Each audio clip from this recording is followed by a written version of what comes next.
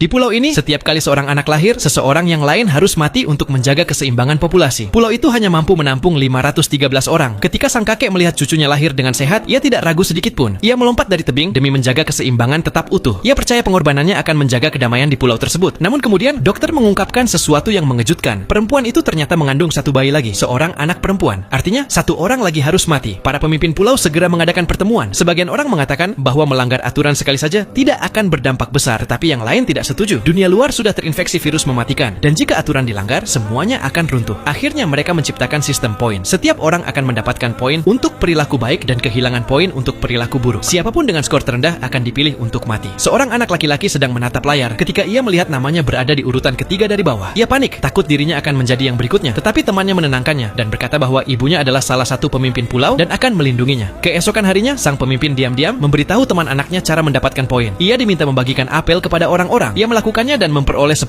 poin. Naik dalam daftar. Beberapa hari kemudian, pemungutan suara dimulai. Skor terendah dimiliki oleh seorang penebang kayu yang sebelumnya mencuri makanan. Kerumunan orang memilih dia untuk mati. Saat ia dibawa pergi, istrinya tiba-tiba berdiri dan mengungkapkan kebenaran yang mengerikan. Ia mengatakan bahwa pemimpin pulau sering membawanya ke ruangan gelap dan memaksanya. Dan jika ia menolak, jatah makanan mereka akan dipotong. Awalnya tidak ada yang mempercayainya. Tetapi kemudian semakin banyak perempuan maju dan mengatakan hal yang sama. Anak laki-laki itu membeku ketakutan dan berlari kepada ibunya, memohon agar dilindungi. Namun di hadapan kerumunan, ibunya tak bisa berkata apa-apa. Pada akhirnya, suara berbalik melawan anaknya sendiri. Lebih dari 400 orang mengangkat tangan agar ia mati. Anak itu kini yang terpilih, tetapi sang ibu tak sanggup melihat anaknya mati. Ia mengambil keputusan untuk mengirimnya keluar pulau. Karena dunia luar dipenuhi virus mematikan, semua orang setuju. Mereka mengurungnya dalam kandang seperti penjara. Malam itu, ibunya datang menemuinya untuk terakhir kali dan memberinya kalung emas miliknya. Ia berkata, itu satu-satunya hal yang tersisa untuk diberikan dan berharap itu bisa membantunya bertahan hidup di luar sana. Keesokan harinya, para penjaga bersenjata membawa anak itu meninggalkan pulau. Saat pergi, ia mematahkan hidung si penebang kayu tanpa ragu sedikit pun. Ia sama sekali tidak merasa bersalah. Tetapi ketika ia tiba di kota luar yang hancur, rasa takut akhirnya menghantamnya. Ia memohon kepada orang-orang agar membawanya kembali, mengatakan bahwa ibunya akan memberikan apa saja. Namun mereka justru memukulinya. Mereka sudah membencinya. Dan pada akhirnya, dia ditinggalkan sendirian di tanah tandus.